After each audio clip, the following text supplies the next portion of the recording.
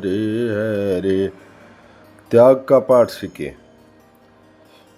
हम लोगों में त्याग की बड़ी आवश्यकता है। माताओं को भी और त्याग का पाठ सिखलाना चाहिए। स्त्रियों में लड़के के ससुराल से दहेज की बहुत इच्छा रहती है। यह विशेष पतन की बात है। उन बेचारियों को त्याग की शिक्षा ही नहीं मिलती। जब स्त्रियां आपस में मिलती हैं तो गहने, कपड़े, विलासिता आदि की ही बात करते हैं। हम लोग चाहते हैं कि हमारी स्त्रियां और बालकों का सुधार हो, पर दुख की बात यह है कि हम लोग उनके लिए समय नहीं लगाते। चाहते हैं कि हमारा लड़का सुधर जाए, उसे धर्म का ज्ञान हो, पर उसके लिए समय नहीं लगाते। उनका जीवन स्कूल कॉलेजों पर ही रहता है, जिस पर दिन पर दिन पतन हो रहा है। कुत्ते, बिल्ली मांस, अंडे पाठ पढ़ाते हैं। भाषा, वेश, रहन सहन, संसर्ग ये ही सहायक और बाधक है। आज हमारी संस्कृति नष्ट हो रही है, भाषा और वेश बदल रहा है। इन सब बातों पर ध्यान रखकर हम लोगों को सचेत होना चाहिए कि आज 100-90 घरों में कलह मिलेगी। पुरुषों में जो कलह होती है उसका कारण भी प्राय स्त्रियां ही हैं। जो लोग जैसे प्लेग का आरंभ चूहों से होता है, ऐसे कलह का आरंभ स्त्रियों से होता है। अतः उनके सुधार के लिए समय देना चाहिए। शास्त्र की पुस्तकें, रामायण, भागवत आदि सुबह शाम नियम पूर्वक घरों में हम लोगों को पढ़ना और पढ़ाना आरंभ कर देना चाहिए। हम लोगों को समय लगाना चाहिए। रुपये कमाने के लिए लगाए हुए समय की अपेक्षा उस समय से अधिक लाभ है जो हमारे घरों को सुधारने में लगाया जाता है। घरों को त्याग का पाठ पढ़ाना चाहिए। कई घरों की शिकायतें आती हैं, उसकी लड़कियां उसकी सास ताने मारती रहती हैं, उनके माँ बाप को गाली देते हैं, वे लड़कियां बेचारी रोती रहती हैं। इसका सुधार त्यागी और शूरवीर लोग कर सकते हैं। आप लोग कायर और लोभी आदमियों के साथ लेकर इसका सुधार करना चाहें तो असंभव है। लोभी लोगों को भी लाभ वास्तव में इसी में है। एक सत्य घटना बतलाई जाती है। हमारे मामा जी के साथ हमारा 27 वर्षीय साझेदारी से काम चल रहा था। मैं ऋषिकेश जाकर आया।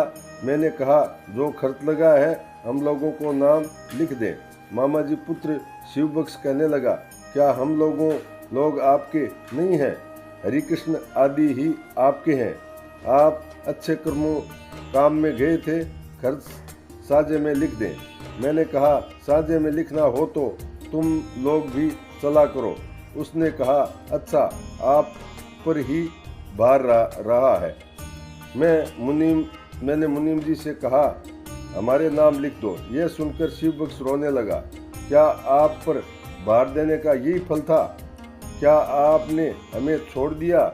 उसकी हालत देखकर मैंने जमा खर्च बदलाव दिया। कहने का तात्पर्य है हम तो झूठे ही बड़े कहलाते हैं। स्वार्थ त्याग क्या हुआ है? असल में त्याग की बड़ी महिमा है, पर थोड़ा धीरज रखना चाहिए। स्वामी जी महाराज को हम कहते हैं महाराज जी वस्त्र फट गया है, दूसरा ले लीजिए। स्वामी जी कहते हैं आवश्यकता नहीं है। सुनने वालों को मन में आती है महाराज जी बड़े त्यागी हैं, मेरे दिए हुए वस्त्र को स्वीकार कर लें तो ठीक है।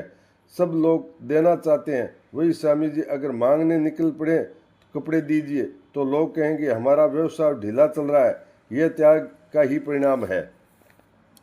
इस समय लड़की वाले बहुत दुखी हैं। आय है नहीं, खर्च बहुत बढ़ गया है, क्या किया जाए?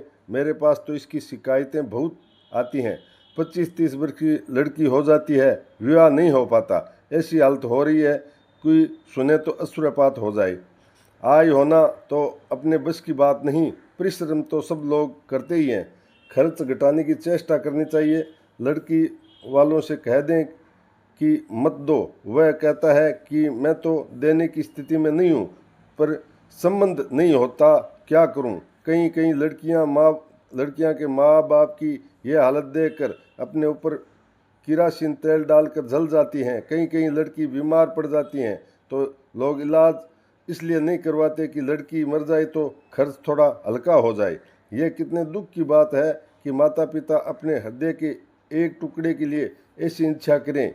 यह कितना बड़ा पाप है। भाई लोगों को इनकी ओर विशेष ध्यान देना चाहिए। लड़की वालों को ये कहना पड़ेगा कि लड़की वाले की प्रसन्नता के अनुसार करो। हाँ, ज़्यादा गहना बनवाने का आग्रह नहीं करना चाहिए और लड़के वाले की प्रसन्नता के अनुसार करना चाहिए। लड़के वालों को यह वृत्ति रखनी चाहिए कि दहेज के लिए रुपये से हमारा कल्याण नहीं होगा, अपितु हमारा पतन हो सकता है। अन्याय से अर्जित दूसरे की धन की ओर हमको कभी नियत नहीं रखनी चाहिए, चाहे न्याय से ही पैदा किया हुआ हो।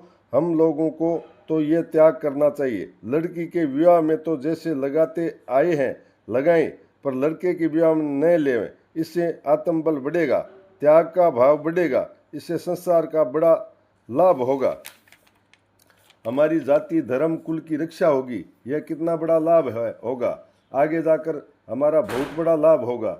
ईश्वर और धर्म पर भरोसा करके जो त्याग कर सकें, उनसे मेरी प्रार्थना है। मैं हस्ताक्षर नहीं करना चाहता, पर उनका नाम मेरी दृष्टि में रहे तो मुझे पता लगे कि ये भाई समय पर समाज के दुख से दुखी होते हैं। थोड़े अनुचित लोभ का त्याग चाहता हूँ।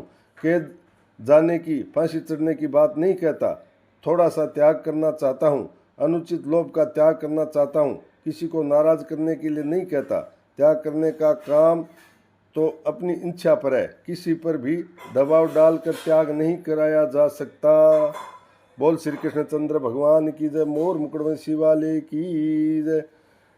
श्रीमन नारायण नारायण नारायण, श्रीमन नारायण नारायण नारायण, श्रीमन नारायण नारायण नारायण, श्रीमन नारायण नारायण नारायण।